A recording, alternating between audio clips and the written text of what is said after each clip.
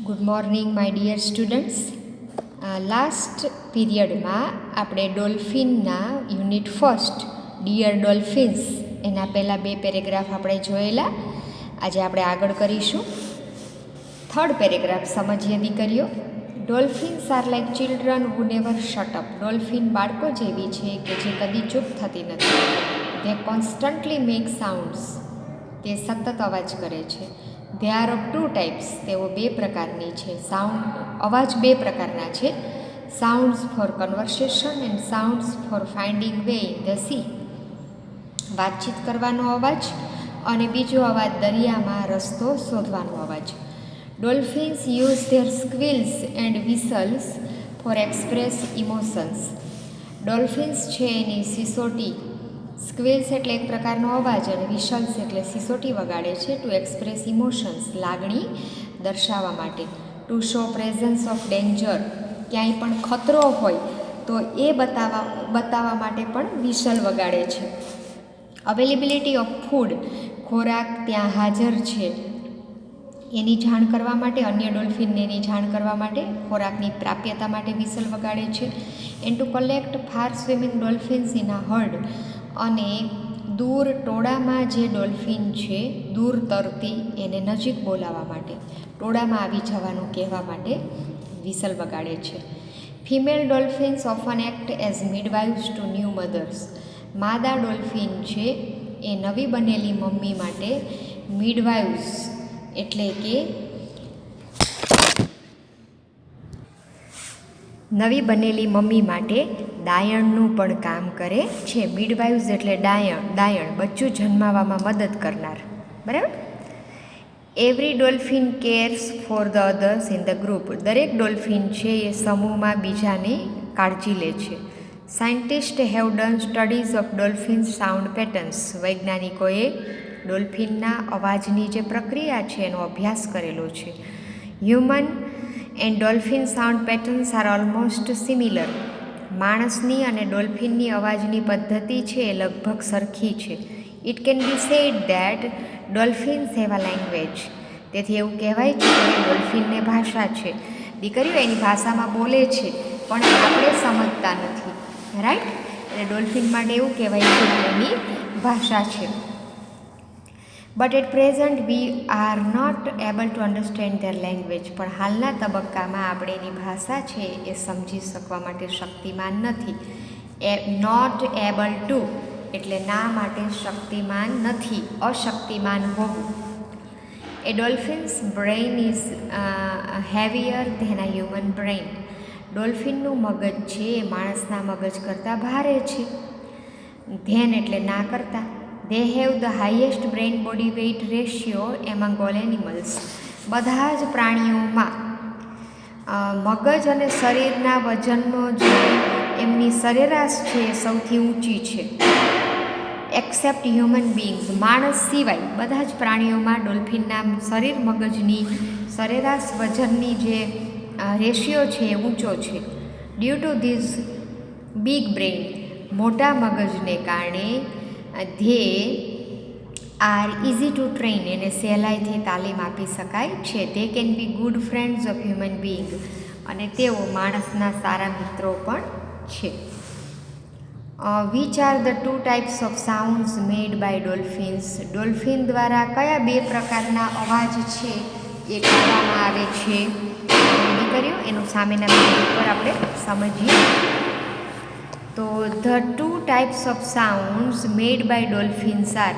Dolphin દ્વારા 2 પ્રકારના અવાજ કરવામાં આવે છે. એ સાઉન્ડ્સ ફોર કન્વર્સેશન, વાતચીતનો અવાજ, and sounds for finding way in sea, અને દરિયામાં રસ્તો શોધવાનો અવાજ. For what do dolphins use their squeals and whistles. Dolphin છે એની સિસોટી, વિસલ શેના માટે ઉપયોગ કરે છે? એનો ઉપયોગ શેના માટે વિસલ વગાડીને કરે છે? તો dolphins use their squeals and whistles to express emotions. Dolphin છે એની સિસોટી, વિસલ લાગણી બતાવવા માટે. To show presence of danger, ખતરાની હાજરી બતાવવા માટે. અવેલેબિલિટી ઓફ ફૂડ, ખોરાકની હાજરી માટે. And to collect far swimming dolphins in herd, અને દૂર તરતી ડોલ્ફિનને ટોળામાં ભેળવવા માટે એ અવાજ કરે છે. ત્યારબાદ દીકરીઓ, why are dolphins easy to train? ડોલ્ફિનને ટ્રેન કરવી, તાલીમ આપવી શા માટે સહેલું છે? તો dolphins are easy to train because they have big brains. ડોલ્ફિનને તાલીમ આપવી સહેલું છે કારણ કે તેમના મગજ મોટા છે. ત્યારબાદ what word in the passage means a group? ફકરામાં એવો કયો શબ્દ છે કે જેનો મતલબ ગ્રુપ એટલે કે સમૂહ થાય? તો હર્ડ. ફકરામાં કયો વર્ડ છે? હર્ડ એટલે ટોળું. ત્યારબાદ દીકરીઓ, why are dolphins compared to children? ડોલ્ફિનની સરખામણી બાળકો સાથે શા માટે થાય છે? તો dolphins are compared to children because ડોલ્ફિનની સરખામણી બાળકો સાથે થાય છે કારણ કે they never shut up and constantly make sounds. કારણ કે તેઓ ક્યારેય ચૂપ રહેતી નથી, કદી પણ નહીં, નેવર એટલે, અને કોન્સ્ટન્ટલી એટલે સતત, મેક સાઉન્ડ્સ એટલે કે અવાજ કરે છે. ત્યારબાદ 6, what do scientist say about dolphin sound patterns? વૈજ્ઞાનિકો છે ડોલ્ફિનની અવાજની પ્રક્રિયા વિશે શું કહે છે? તો સાયન્ટિસ્ટ સે દેટ, વૈજ્ઞાનિકો કહે છે કે human and dolphin sound patterns R almost similar. માણસ અને ડોલ્ફિનની અવાજની પેટર્ન છે એ લગભગ સરખી છે. And that dolphins have a language, અને ડોલ્ફિન માટે ભાષા પણ છે, which we do not understand, જે આપણે સમજતા નથી. ત્યારબાદ દીકરીઓ, આપણે ચોથો પેરેગ્રાફ છે એ સમજીએ. The greatest danger to dolphin is man. સૌથી મોટો ખતરો ડોલ્ફિનને માણસનો છે. Most of the dolphins are killed by illegal dynamite fishing by catching them in fishing nets. ડોલ્ફિનનો મોટામાં મોટો ખતરો છે એ માણસ છે. મોટાભાગની ડોલ્ફિન છે એ અનૈતિક રીતે માછલી પકડવાના સાધન દ્વારા એ માછલી પકડવાની જાળીમાં, નેટ્સ એટલે જાળીમાં ફસાઈ જાય છે. There accidents with boats, marine pollution, એના હોડી સાથે અકસ્માત થાય છે. મરીન પોલ્યુશન એટલે કે દરિયાનું પ્રદૂષણ, ડિસીઝ એને રોગ થાય છે, અને અધર પ્રોબ્લેમ્સ અને બીજી પણ મુશ્કેલીઓ આવે છે. 95% of dolphin deaths are due to man made causes. 95% ડોલ્ફિનના મૃત્યુ છે એ માણસ દ્વારા એ થાય છે. Pollution in the form of oil, તેલ રૂપેનું પ્રદૂષણ, કેમિકલ્સ એન્ડ મેટલ, રસાયણો રૂપેનું પ્રદૂષણ અને ધાતુ રૂપે પ્રદૂષણ. In the natural environment of the dolphins is one more threat. ડોલ્ફિનના કુદરતી વાતાવરણમાં બધું માણસ જ ફેલાવે છે, તેલ, રસાયણ અને ધાતુનું, અને એને કારણે ડોલ્ફિનને વધારે ખતરો રહે છે. જીવન માટે થ્રેટ એટલે ખતરો રહે છે. It causes illness and high infant mortality rate. તેને કારણે બીમારી ઉત્પન્ન થાય છે અને ઉચ્ચ કક્ષાની બાળકોની મોર્ટાલિટી એટલે બાળક નાની ઉંમરમાં જ, ડોલ્ફિનનું બચ્ચું સાવ નાનું હોય અને મૃત્યુ પામે છે. બરાબર. Dolphins due to pollution prefer to move away. પ્રદૂષણને કારણે ડોલ્ફિન છે એ દૂર જતા રહેવાનું નક્કી કરે છે. Dolphins are also caught and hunted by sport. Dolphin છે એને પકડવામાં આવે છે અને એનો શિકાર પણ રમતો માટે કરવામાં આવે છે. Sometimes they are shoot either to reduce their presence in fishing areas or even for bait. શું કહે છે દીકરીઓ કે ડોલ્ફિનની હાજરી ઘણીવાર હોય છે માછલી પકડવાના વિસ્તારમાં. એટલે માછીમારો શું કરે છે કે માછલી પકડવાના વિસ્તારમાં ડોલ્ફિન આવી ન જાય, એમની જાળમાં ફસાઈ ન જાય, એટલા માટે ડોલ્ફિનને બંદૂકથી શૂટ કરી નાખવામાં આવે છે, મારી નાખવામાં આવે છે. અથવા તો શું થાય છે, ઘણીવાર ડોલ્ફિન બેઇટ એટલે કે માછલીને પકડવા માટે આંકડામાં ગેલ, એ સાધનને ગેલ કહેવાય, એમાં ભોજન ફસાવેલું હોય. બરાબર. એમાં ડોલ્ફિન ઘણીવાર એ બેઇટ છે, ગેલ છે, ડોલ્ફિનના શરીરમાં ખૂપી જાય છે અને એને કારણે ડોલ્ફિનનું મૃત્યુ થાય છે. Due to increase in dolphin program. ડોલ્ફિનના કાર્યક્રમમાં વધારો થવાને કારણે lot of tourist come in feeding and breeding area of dolphin. ઘણા બધા ટુરિસ્ટ એટલે કે પ્રવાસીઓ છે એ ડોલ્ફિનના ફીડિંગ એટલે ખાવાના એન્ડ બ્રીડિંગ એરિયા એટલે એના એનું જે ઉછેર થતો હોય એ વિસ્તારમાં આવી જાય છે. This disturbs the dolphin. આ બાબત ડોલ્ફિનને ખૂબ પરેશાન કરે છે. And therefore they die early. અને એને કારણે વહેલી મૃત્યુ પામે છે. Dolphins are also a part of food chain. Dolphin છે એ ખોરાકની જે સાંકળ છે એનો પણ એક ભાગ છે. They are eaten by sharks and whales. એને શાર્કમાં અને વેલ છે એ ખાય છે. શાર્ક અને વેલથી ડોલ્ફિન નાની છે એટલે. Changing climate and loss of food sources reduce the chances of their survival. કેટલું સરસ કહે છે દીકરીઓ. ચેન્જિંગ ક્લાઇમેટ એટલે વાતાવરણ, ક્લાઇમેટ એટલે વાતાવરણ, ચેન્જિંગ એટલે એમાં પરિવર્તન આવે છે. And loss of food sources અને ખોરાકનો સ્ત્રોત છે એમાં ઘટાડો થાય છે. Reduce the chances of their survival. એના જીવતા રહેવાની તકો છે એ ઘટે છે. ડોલ્ફિનના જીવતા રહેવાની તકો ઘટે છે. Write any 2 manmade causes of dolphin deaths. ડોલ્ફિનના મૃત્યુના કારણો છે એ લખો.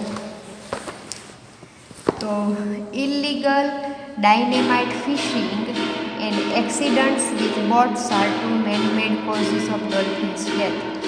અનૈતિક રીતે ડોલ્ફિનને ભણવામાં આવે છે અને એના અકસ્માત હોડી સાથે થાય છે.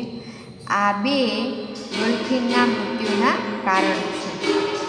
Second, what happens because of pollution in the natural environment of the dolphins. ડોલ્ફિનના કુદરતી વાતાવરણમાં પ્રદૂષણ થાય છે એનું શું કારણ છે? તો pollution in the natural environment of dolphins causes illness and high infant mortality rate in dolphins.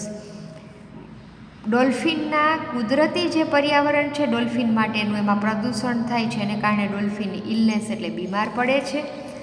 And high infant mortality rate એટલે ઊંચો બાળ મરણ દર ડોલ્ફિનમાં છે. બાળ મરણ જ થઈ જાય છે ડોલ્ફિનનું. Why are dolphin shoot. ડોલ્ફિનને શા માટે મારવામાં આવે છે? તો dolphins are shoot for sport, રમતગમત માટે, or to reduce their presence in fishing areas, અને માછલી પકડવાના વિસ્તારમાં એની હાજરી છે એને ઘટાડવા માટે. રિડ્યુસ એટલે ઘટાડવું. ઓર ઇવન ફોર બેટ, અથવા તો માછલીઓને જે ખોરાક ખવડાવવામાં આવે છે એ ગેલ નામના સાધન ડોલ્ફિનના શરીરમાં ફસાઈ જાય છે. આ રીતે ડોલ્ફિન મૃત્યુ પામે છે. Why do dolphins die early. Dolphin વહેલી શા માટે મરણ પામે છે? તો due to increase in dolphin programs. ડોલ્ફિનના કાર્યક્રમોમાં વધારો થવાને કારણે tourist come in feeding and breeding area of dolphins. Tourist પ્રવાસીઓ છે એ ડોલ્ફિનના ફીડિંગ એન્ડ બ્રીડિંગ એરિયા એને ઉછેરના સ્થળના અને એને જે ખાવાનું મળતું હોય એવા સ્થળોએ એને જોવા માટે આવી જાય છે. Which disturbs them and they die early. જે તેને પરેશાન કરે છે અને તેઓ વહેલા મૃત્યુ પામે છે. By whom are dolphins eaten. કોણ ડોલ્ફિનને ખાય છે? Dolphins are eaten by sharks and whales. ડોલ્ફિનને શાર્ક અને વેલ ખાય છે. What reduces the dolphin's chances of survival. ડોલ્ફિનના જીવતા રહેવાની જે તકો છે એને કોણ ઘટાડે છે? શું બાબત ઘટાડે છે? તો changing climate and loss of food sources. વાતાવરણ બદલાય અને ખોરાકની જે તકો છે, ખોરાક મળે એ તકો છે એમાં ઘટાડો કરે. Reduce the dolphin's chances of survival. જે ડોલ્ફિનના જીવંત રહેવાની તકો છે એ રિડ્યુસ એટલે ઘટાડો કરે. ડોલ્ફિનને જીવંત રહેવાની તકો છે એમાં ઘટાડો થાય છે. તો દીકરીઓ 2 પેરેગ્રાફ આપણે સમજેલા. હવે નિયરેસ્ટ મિનિંગ, સમાનાર્થી શબ્દો છે એ બહુ જ અગત્યના હોય છે, એ પણ હું તમને સમજાવી દઉં. તમે હું બોલું ત્યારે પેન્સિલથી તમારી આ જે ગાઈડ છે ડોલ્ફિનની બુક એમાં તમે લખી લેજો. ગ્રેજ્યુઅલી એટલે ધીમે ધીમે, તો સ્લોલી એનું સમાનાર્થી થશે એટલે ધીમે ધીમે. ટુ અવોઇડ એટલે દૂર રાખવું, દૂર કરવું. તો ટુ કીપ અવે ફ્રોમ થી દૂર કરવું. સિમિલારિટી એટલે સરખામણી. તો લાઇકનેસ એટલે સમાનતા, ઇન્ટેલિજન્ટ એટલે બુદ્ધિશાળી, તો વેરી ક્લેવર એટલે બુદ્ધિશાળી, મેજર એટલે મુખ્ય, તો મેઇન એટલે મુખ્ય, ફેક્ટ એટલે હકીકત, તો ટ્રુથ એટલે સત્ય, હકીકત, ટુ મેન્ટેન એટલે જાળવી રાખવું, ટુ કીપ એટલે જાળવી રાખવું, ઇન્ડિવિડ્યુઅલ એટલે વ્યક્તિગત, તો નો પર્સન એટલે એક પણ વ્યક્તિ નહીં એમ, ઇલીગલ એટલે ગેરકાનૂની, તો અનલોફુલ એટલે ગેરકાનૂની, થ્રેટ એટલે ખતરો, ડેન્જર એટલે ખતરો, ટુ પ્રિફર એટલે પસંદ કરવું, તો ટુ લાઇક મોર એટલે ગમવું, પસંદ કરવું, વધારે ગમવું, પ્રિફર એટલે પસંદ કરવું, બરાબર. ટુ રિલીઝ એટલે જોડવું, મુક્ત કરવું, છૂટું કરવું એવા અર્થ થાય. રિલીઝ એટલે છૂટું કરવું, મુક્ત કરવું, તો ટુ ફ્રી. ટુ સ્ટ્રાઈવ એટલે સખત મહેનત કરવી, તો ટુ ટ્રાય હાર્ડ. લિબર્ટી એટલે સ્વતંત્રતા, તો ફ્રીડમ એટલે સ્વતંત્રતા. ડ્યુ ટુ એટલે ને લીધે. દીકરીઓ આ ફ્રેઝ છે, શબ્દ સમૂહ. ડ્યુ સાથે હંમેશા ટુ જ આવે. ડ્યુ ટુ એટલે ને કારણે, ને લીધે, તો બીકોઝ ઓફ ને લીધે, ને કારણે. એટ પ્રેઝન્ટ એટલે અત્યારે, હાલમાં, નાવ એટલે અત્યારે, હાલમાં. રાઈટ દીકરીઓ? તો આપણે આ ડોલ્ફિનનો યુનિટ ફર્સ્ટ છે ડિયર ડોલ્ફિન્સ અહીંયા આપણે કમ્પ્લીટ કર્યો. આ સેશનમાં આપણે બાકીના 2 પેરેગ્રાફ, થર્ડ અને ફોર્થ પેરેગ્રાફ અને નિયરેસ્ટ મિનિંગ નજીકના અર્થો છે આપણે સમજ્યા. તો તમારે દરેક પેરેગ્રાફના પ્રશ્નો જવાબ અને નજીકના અર્થો છે એ તૈયાર કરવા, અને નિયરેસ્ટ મિનિંગ છે સમાનાર્થી શબ્દો એ ફેરબુકમાં લખવા, સ્પેલિંગ ઉચ્ચાર અર્થ લખવા, અને પ્રશ્ન જવાબ છે એ મોડે તૈયાર કરવા. ખાસ એ જ શીખવાનું છે બેટા, ફકરામાંથી શોધીને પ્રશ્નોના જવાબ લખવામાં એ જ વસ્તુ શીખવાની છે કે કઈ રીતે જવાબ ચાલુ કરવો.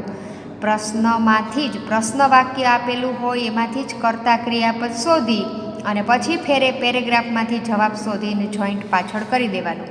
પહેલાં તો પ્રશ્ન વાક્યમાંથી જ, કર્તાથી જ જવાબ લખવાની શરૂઆત કરવાની.